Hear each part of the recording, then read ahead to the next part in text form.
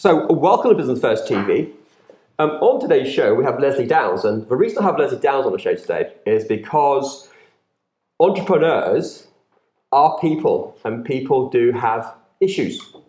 And some of those issues may be relationship issues, and Lesley is an expert in relationship issues. Is that right? That's right, yeah. So tell me about Lesley Downs, relationship coach then. So I have an office in Chichester where I work from, and lots of couples come in to see me that are struggling in their relationships, that want some help. Often they know that they still love each other and they want to be in a relationship together, but things aren't quite as they want them to be. They want to learn to talk to each other a bit more, communicate better, to have a better physical relationship, and so they decide to get some help, which is great. Do you find that entrepreneurs get so involved in what they're doing, which may be contributing to the issue? So an entrepreneur may go along and get stuck in to get his business started or running their business, and then finds that he's neglecting the family or his partner. Very often, yes. A lot of my clients are in the kind of 40 to 45 age group. They're people who are running businesses and they're working really hard, and they're trying to make their way in life. They're trying to get their business up and out there. And sometimes that does result in lack of communication with their partner and even with the family as well. They get a little bit isolated from the family. So that can result in kind of problems for the couple. They want to learn to communicate better, to be more of a couple and to understand each other more. I think that's a big part of it, is understanding what makes the other person tick, what they're trying to achieve. I work with couples a lot on having a vision for the future Together. For their relationship. Okay. We're all used to doing that in businesses. We have our goals and our visions that we set out at the beginning of the year. Business plan, everything else. Business plan. Yeah. Not many people do it for relationships. Yeah, it sounds a bit too clinical, doesn't it? You know. But it's not. It's great. It's really good fun, and people get really into doing it because I set it up as a task, and I'll say to the couple, go away and write down 10 sentences that you would describe your ideal relationship, but they have to write it in the present tense, as though it is actually already happening. So it might be, we work together on co-parenting, or we have a great sex life. Whatever it is that they want, that would be their ideal relationship. And so they each write their 10 sentences, and then they come back into the office with me and they read to each other their 10 sentences. Okay. And sometimes they're quite surprised by how many of them are similar. Yeah. Because if a couple are thinking of separating, they're really kind of struggling together, and they do this exercise, and actually they then find that a lot of their sentences are very, very similar. That's quite a revelation, and it boosts their morale a little bit. Well, actually, we're not so far apart. But they read their sentences to each other, and then we work together. I will kind of guide the discussion, and they go through and they make a list of 10 to 15 sentences that would be their joint vision for the future. So they amalgamate, they compromise. One of my favourite sayings is, well, what would you be willing to do?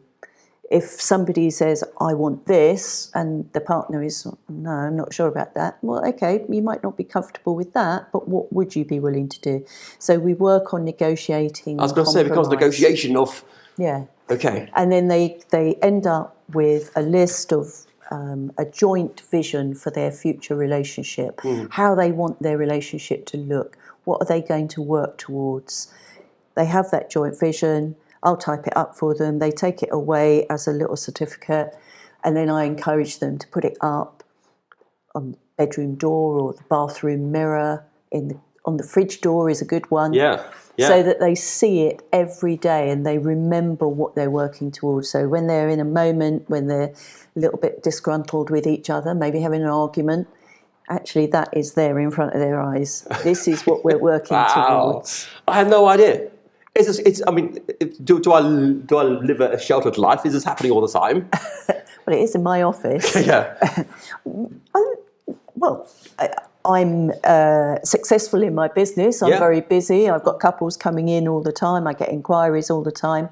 So it is happening. I think people are becoming more open to the idea of couples therapy. Okay. I think it's starting to lose some of its stigma. I always talk to people about coming to couples therapy is a really brave, really strong step, because that means that they're taking control. They're not letting things kind of get worse and worse. Or pretend that it's not happening. They're simply saying, we need help. Pretending it's not happening isn't going to make it any better. People think that, throw their hands in the air, let's get divorced. That's not the easy answer. It seems it at the time. People think, right, we'll separate, we'll get divorced. But then you've got to go through the process of splitting up, the family, who's going to look after the kids, how they're going to do that, who gets the house, the money, the pension funds, all the other stuff that goes with it. It's not a pleasant process. It has been suggested to me, actually, that I could run some courses for people who have just got engaged before they get married, so that they learn some of the communication skills and things that I teach before they actually get married. Yeah. Tell me about your business strategy. I mean, we talked a little bit off camera about how you do your marketing. Mm-hmm. Okay, but for people who don't know what you talked about, so you get a lot of referred work from directories. Yes. And then you do some networking as well. Yep, I'm a very keen business networker. I like to go out networking. That gets me referrals. People hear me talk. I'm always keen to do talks for networking groups. I'm happy to stand up and tell them what I do, because I think it is one of those things that people don't know so much about. And just listening, I think, to what I'm saying, if I'm talking about some tools that I give to couples, some resources that I share with them, can just spark something in somebody's head when they're listening in a networking meeting. And we've all got friends who are struggling in relationships.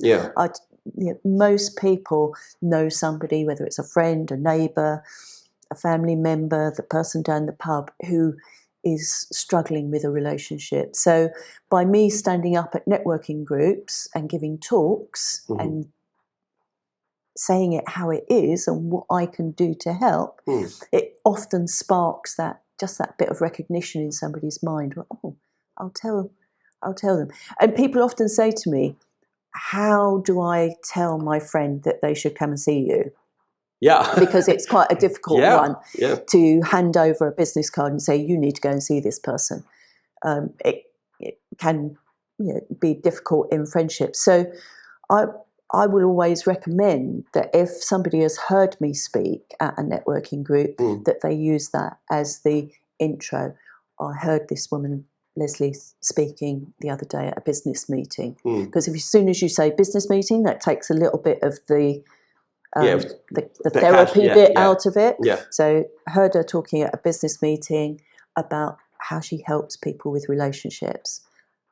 It was really interesting, and then they can kind of introduce it from there. Talking about speaking, tell me about your TED Talk. Okay, so really exciting. Just did a TEDx talk in December, and it was actually approved and published on the TED YouTube site last Friday. So that it was entitled "Putting the Magic Back into Marriage." Okay. Because that's what I talk about doing. But it was also about the impact of technology on couples and relationships. And by that, I do mean our intimate personal relationships. And what I see a lot in my office, couples who come in to see me, is they talk about sitting down at the end of the evening, perhaps they've got home from work, got the dinner ready, got the kids to bed, and then they sit down at opposite ends of the sofa or on opposite sofas. And hit social media. They hit social media. They're playing with their phones, their tablets, their laptops, and they're not talking to each other. They're not communicating about the day. They're just playing with their phones and social media. And one of the impacts of that is that people can become quite suspicious, quite resentful. Okay, but I can see that. I mean, if someone's giggling and typing away and so on, you don't know what they're giggling about. Who are they talking to? Yeah, you're no longer in the conversation. And even work. We are in a society where, particularly if you're a business entrepreneur, we quite often work in the evenings. And so somebody's sitting there on their laptop, 10 o'clock every evening, I'm just doing some emails for work. But the partner might be sitting there at the other end of the sofa thinking, are they really doing emails for work? Yeah. Who are they really emailing? So there's a lot of suspicion comes with that. And then there can be resentment. Why are they working at 10 o'clock every evening? Shouldn't this be our time? We've got the kids to bed. Shouldn't we be sat having a nice chat or even watching a movie together instead of on social media? We're going to come back to social media in a second because I'm sure you probably advise people to put social media, put the phones away and so on at some point in the evening. How did the TED Talk come about? It was somebody I know who is a professional speaking coach. Yeah. So for the last 18 months, I've been working with the Professional Speakers Academy. Fantastic. Learning my trade, learning to stand up and give better talks. And it was somebody from there who is a lady called Cheryl Chapman, who is a professional speaking coach. And she applied for a license to put on a TEDx event. And the TEDx is where you can do extra events. Okay. You can apply for the license to do that.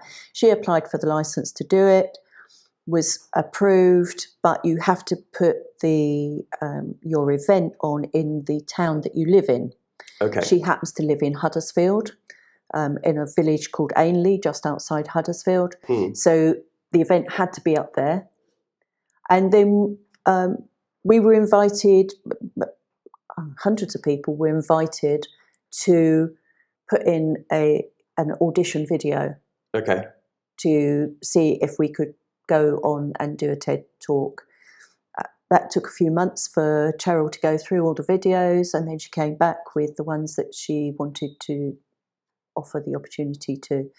So for the couple of months, the end of last year, the event was on the 13th of December. So for a couple of months before that, I'd been approved, I'd been offered the opportunity to go, which was absolutely fantastic. So I was working on the talk, putting in demo videos, and then I would get some coaching, and eventually came up with a talk that I'm really proud of. Fantastic. And this is one about the technology and relationships and so on. Yep. Okay, so just going back to that then. So technology, because people are addicted to their phones, or why are people spending more time together, more time speaking? What's going on ahead? It's just it's the whole social media thing, isn't it? We're just constantly trying to work out what everybody else is doing and posting things about what we're doing. I'm having breakfast, I'm having lunch, I'm having dinner. Exactly. Who cares? But well, you don't go, wow, you're having breakfast. But it's addictive, isn't it? You look at social media, you look at Facebook, and you see what somebody's doing. Oh, they're on holiday there, or they're going up to London to a meeting today, or we're just looking at it all the time. And people become addicted to it. It's because we're curious about what's going on. We're curious. I think a lot of it in society today is we gauge our lives against what other people are doing. Okay. But then is it always 100% true what they're doing? I don't mean not true, but people put on the good stuff. Yeah, absolutely we do. And so you get a false image. And I think that is a big problem with particularly with young people today, is that they get a false image of what other people are doing because they see, oh, so-and-so's gone off to London for the day and so-and-so's gone on holiday there. But that's just one day in their life. But we are addicted to it. Okay. We all, I say we all, I know I do it. I look at Facebook. And do you put your iPad away or something when you get home at some point, or do you just carry on anyway? No, I put mine down. Of course I do. I leave mine in the kitchen and go and sit on the sofa next to my husband. Yeah, of course. Of course I do. We do look at social media, but I do believe, and one of the points that I make in the TED Talk is about leaving the social media, leave your phone in the kitchen, go and sit down in the lounge, do something together, just chat about your day. A lot of the resources that I give people, tools that I give people when they come to work with me are about communication skills, about learning to listen, because most of the time we don't listen. Because when somebody's talking to us, we're formulating the next thing that we want to say. And if it's a little bit strained conversation, a bit controversial, heading down that runaway track towards the argument, we tend not to listen 100% to what the other person is saying. Because we're getting cross inside our heads and so on. Because we're getting cross and we're formulating what we want to say and we're waiting for that next step. If they can just take a breath, we can get our bit in. Yeah. And that's... And so people don't listen. And so one of the things that I do, one of the exercises that I do with people is about getting them to listen to, and so they do an exercise called the dialogue, which is derived from the work of Harville Hendricks, who's a famous relationship therapist in the States. And it's about listening to what the other person is saying. So we would sit here like this. I would say something, you would listen, and then you would repeat back what I've said. Okay. So you have to listen 100% to what I'm saying to be able to repeat it back. You check in. Did I get that right? Have I heard it correctly? Because very often we make assumptions about what the other person is saying or what they mean. So checking out words. Did I get that right? Have I understood it correctly? And then if it's a bit controversial, if it's something that is wrong between the two people that are doing it, then it might be about giving some empathy. And empathy isn't necessarily about agreeing with the other person. It's just about saying, actually, I can put myself in your shoes and I can understand that what has happened was upsetting for you or that you've had a difficult day. Just offering that little bit of empathy so that the other person feels heard and understood. And I've used that, although most of my work is with couples, I also get invited into companies sometimes to help them where there's relationship issues in companies. Okay. And I use the same exercises because they still work because we're all humans. Yeah. So the same exercise I will get people doing.